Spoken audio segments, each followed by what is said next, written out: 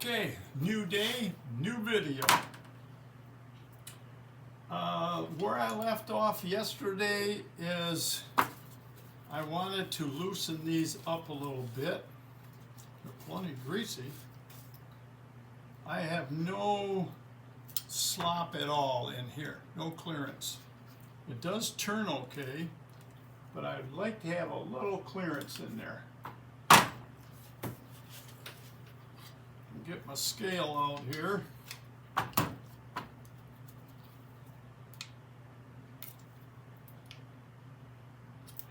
I'm a little bit farther out this way than that way, so we want to push it through a little bit.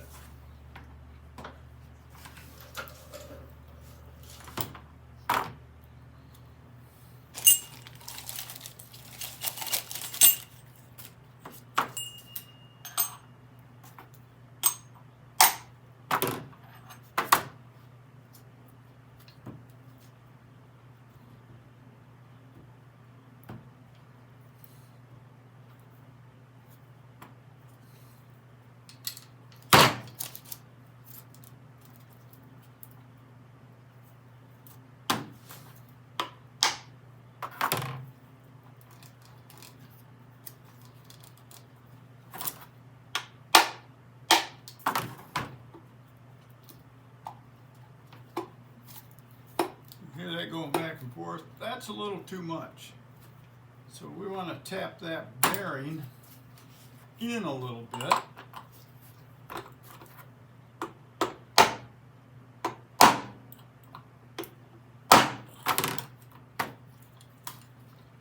And it didn't move.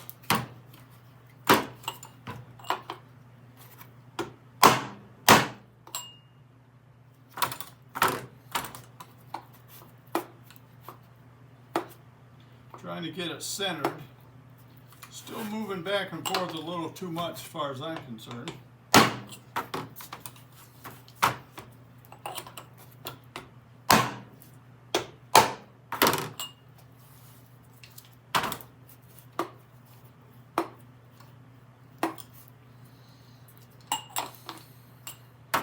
You know what I need is my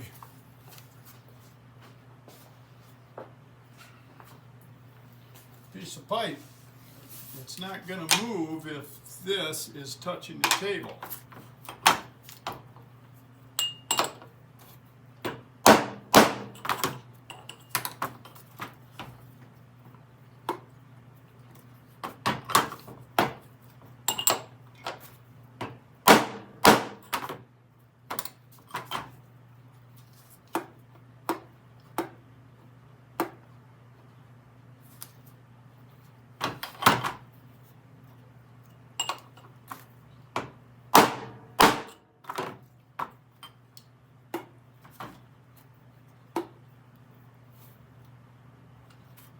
Trying to get that centered the best I can and get rid of all that slop.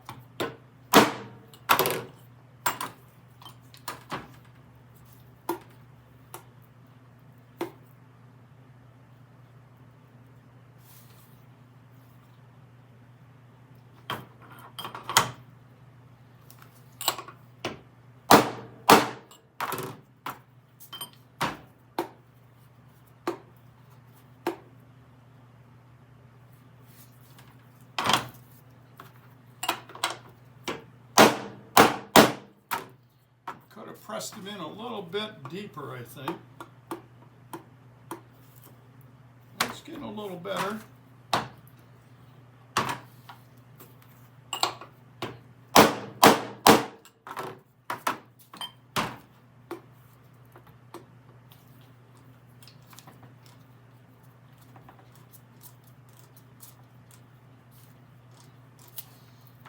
I like that. Let me get you, see if I can find a chain case around here, and I'll show you what I'm doing. Okay, I got the hub and sprocket and a cover off of that machine sitting over there. I got to rebuild and sell. Now what I'm trying to do is these roller bearings, or needle bearings, fit in these covers, and you can slide them through either way. And on this hub and sprocket, there are what they call nylon thrust washers, and they're hollow inside. The reason they have them, this side don't much matter, but this side is where they welded it. So you got to cover up that weld somehow. And what these do, they're a thrust washer that rubs up against, I'm going to show you better, rubs up against the face of this bearing. That's what them do. They rub up against there and they act as, well, a thrust washer. So that is what centers, get that in there, that bearing's pretty bad. That's what centers the sprocket in the chain case and lines it up with the sprocket below. This one you can't move. It's pinched between both of the bearings, the inner race on both bottom bearings. So that's just where it's going to be. So you want to try and center this by using the edge of them bearings that rub up against that plastic thrust washer.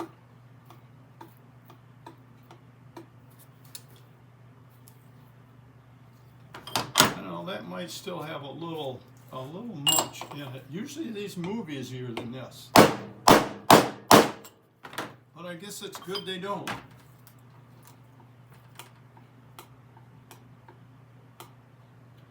I'm trying to check for center.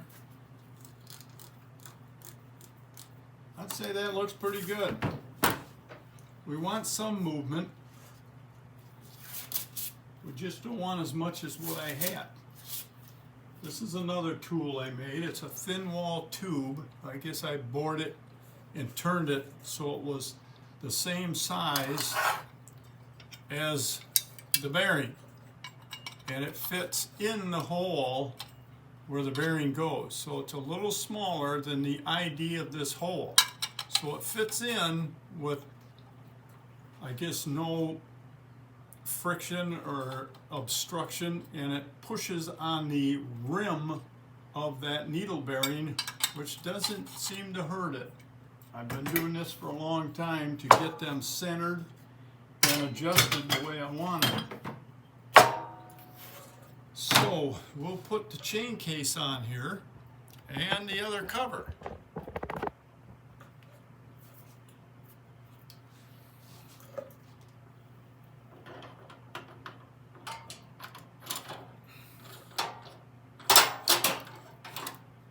Get that inside. Well, seeing that comes off pretty easy, I'm going to take this back off and put my hose clamp on.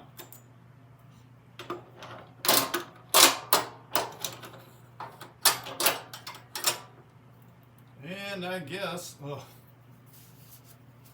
I got this open, I might as well put some grease on that shaft.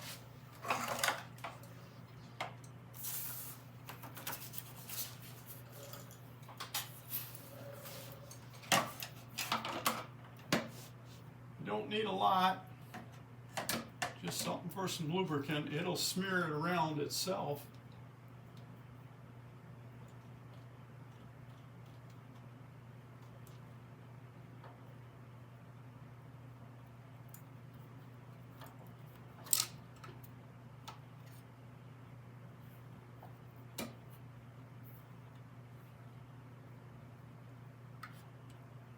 Now, if you're having trouble with your shifting, this is what you want to do.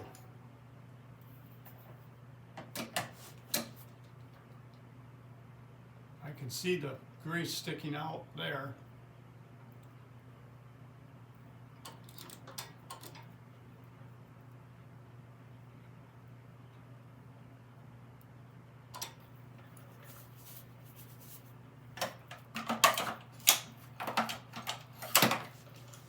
And I got a video on making this little holder for my grease gun. Now we'll get another clamp put this on, another clamp. Now in the end of this hexagon tube, we need another one of these, on over here. We need another one of these thrust washers that lock in. Now before you put your other fender on, your old machines used to use this as a spacer that went between your thrust washer and the inner race of your bearing inside of here. The new ones use this plastic contraption, which is actually a little nicer. It still fits in here. It rubs on the inner race of the bearing. It is not touching the outer race.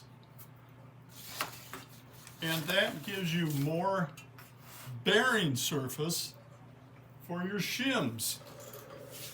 Let me grab some of them.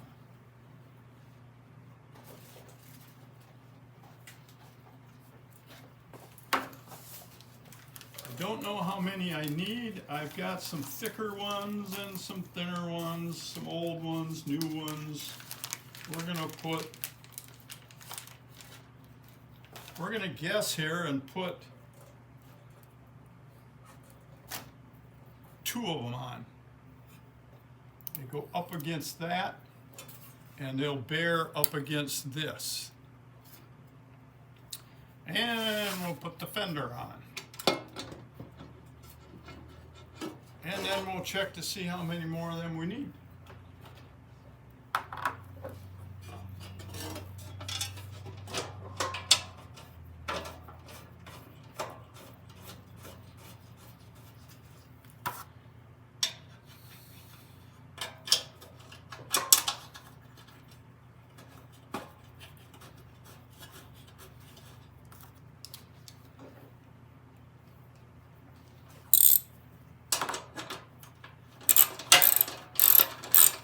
We're going to tighten this one up.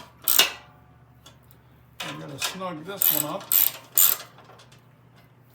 And we're going to snug up a couple over here because this got a big gap.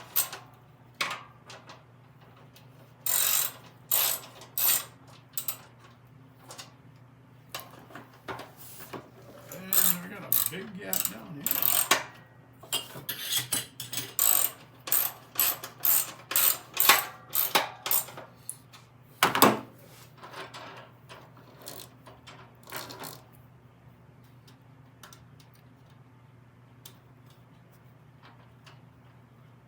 Not bad.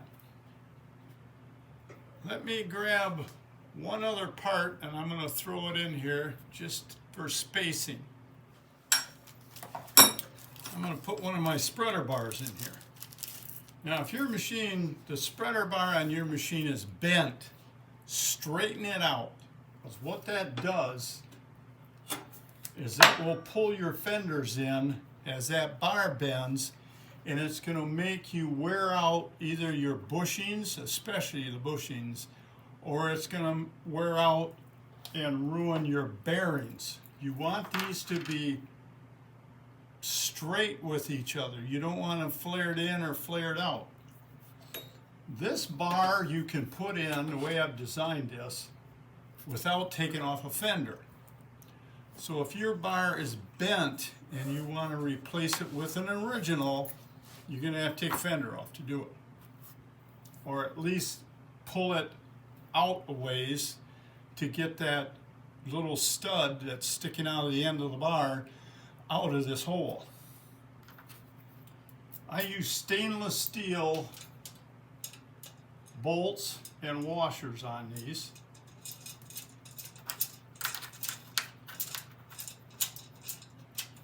And this is made out of a piece of 12L14 steel. I buy this through the shop. That ain't big enough. And when I'm bored, I'll stay after work and make a few of these. And if you ask a bunch of my viewers, I sell it.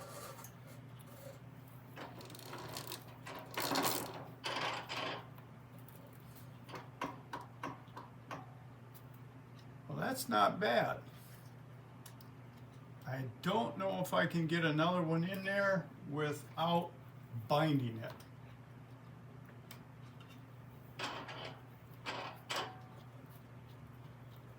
I think I would have no slop if I put one more of them in there.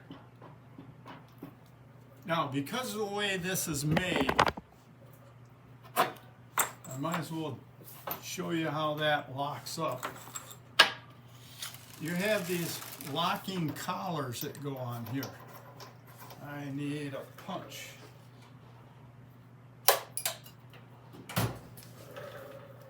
And if you can see it in this video,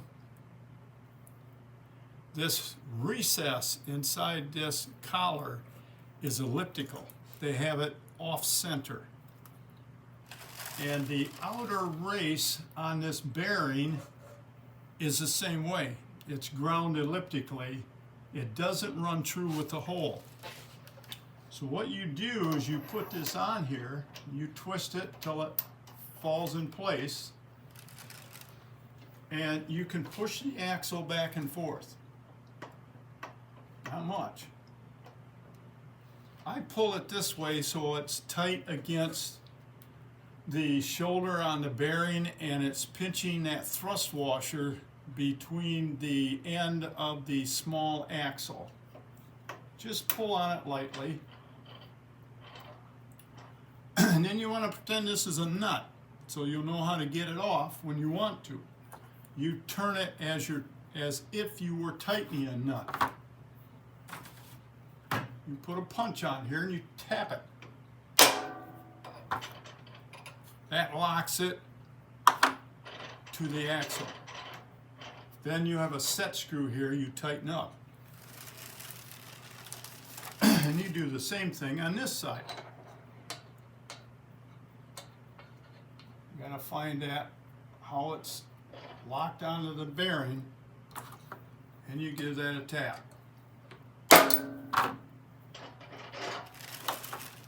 Now, the only problem with these machines with bearings is you could have a 1/4 inch of side play and you're not gonna know it, because your axles are locked basically to your fenders. Your bearings are pressed into your fenders and your axle is locked to the bearing. So it is not gonna move, it's stuck there. What is going to move as you get side play is your hexagon tube. Right now I got plenty of filler in there. It's got about a 30-second maybe. But as that wears, you're gonna get more and more side play, and you're not gonna know it. The only way you can check this is to pull this boot back and try to wiggle it. If you don't keep up on this side plate, the chain in here is going to cut a slot right through this cover. I had one, I think I used it for my model because I wanted to cut the cover away so you could see in there. I should have kept it. What happened to this machine is he had side play, never knew it, because if you try to shake the rear case like you do a regular snapper with bushings, you can feel that and you know you have an issue. So his ate through right up here close to where the boot was. And when I went and looked at it, it started up, it drove, everything was fine until you turned a corner. Then this mechanism slid from turning and locked up the machine. So I figured there couldn't be too much wrong with it, so I bought it without, you couldn't stand it up. It had a clamshell bagger on the back, and it takes 2 people to put that on when it's completely assembled. So I bought it as is and brought it home. Now a tip to get your boots on. I've told some viewers when you grease your hexagon shaft, get that to pop on there, you want to shift this all the way in reverse. And take this off here, move it back, clean it and grease it. Slide it this way, clean this and grease it. Now to get this back on, it's like a big spring. It's going to be hard to get it on there. So you want to start this side, shift this into 5th gear, and that will shove the boot onto the chain case for you. You won't have to hold it if you've got your linkages hooked up. You can just shift it. And you can tighten up your clamps. Works very nice. Sometimes these can be a real problem to get on.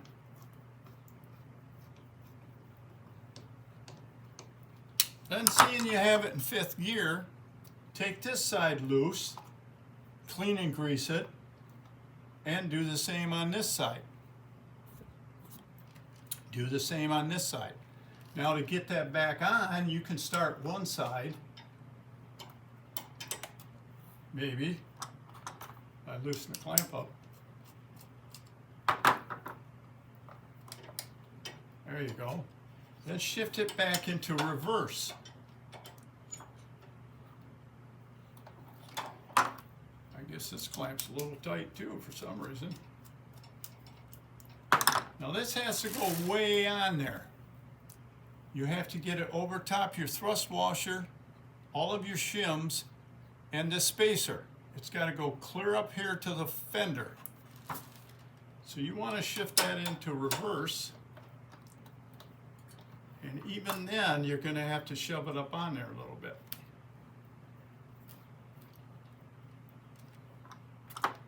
We'll tighten this one up.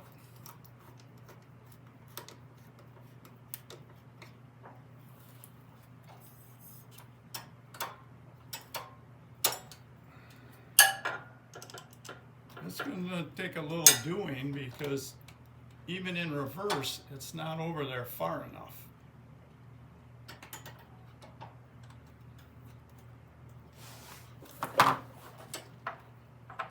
Lock this so it won't keep turning.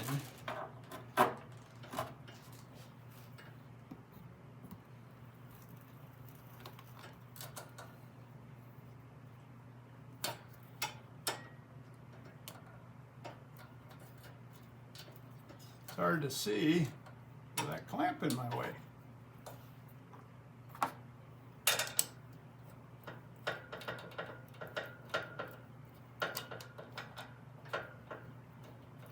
This fender doesn't have a slot in it,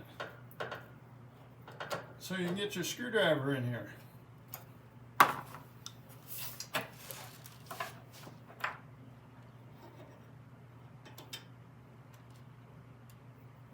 That's 5th, that's reverse.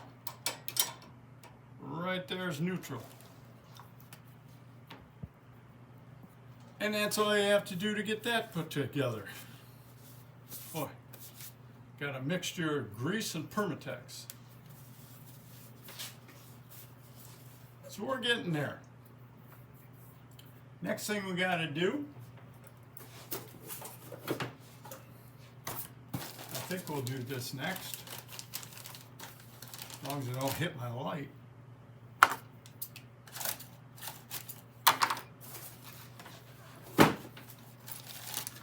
Put the new pilot bearing in. That goes right up here.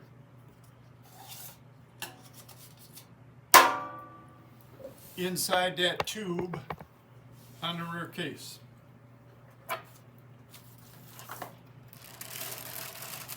That's the tube I'm talking about, right up there. This piece of pipe.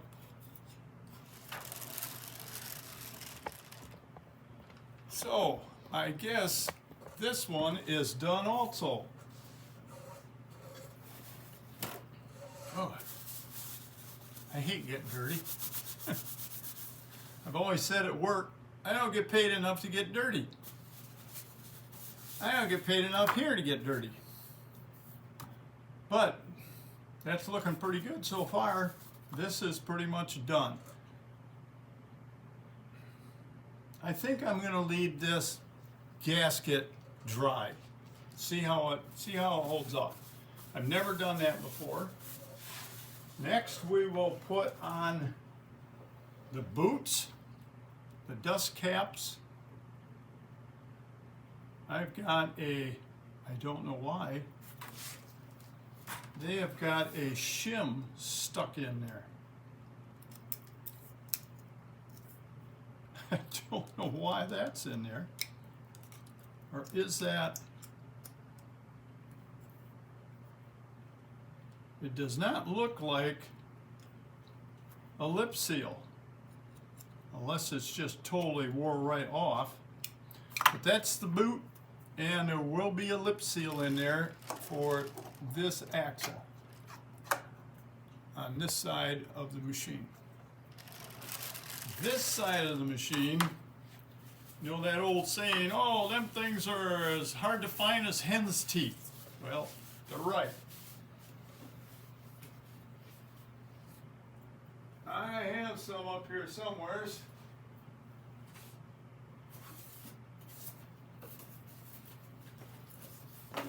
I actually found some brand new ones. They are extremely hard to find. Lip seal will go in, and then that slides up, all the way up over this part of the fender and locks down. I'm not going to force this on. I'm going to warm it in hot water. Not boiling, hot. Kind of like I've said before, if you got a nice, fresh, hot cup of coffee, throw it in there because that's perfect temperature. I had one viewer, I don't know what the problem was or what he was having, but he tried to heat this up with a heat gun and he melted it. You cannot buy these anymore. They don't make them. They quit making them because they quit making these fenders with the bearings 20 some years ago, maybe even longer. I don't know. But I was lucky enough to find a snapper dealer that had 3 of them, and I bought them from him.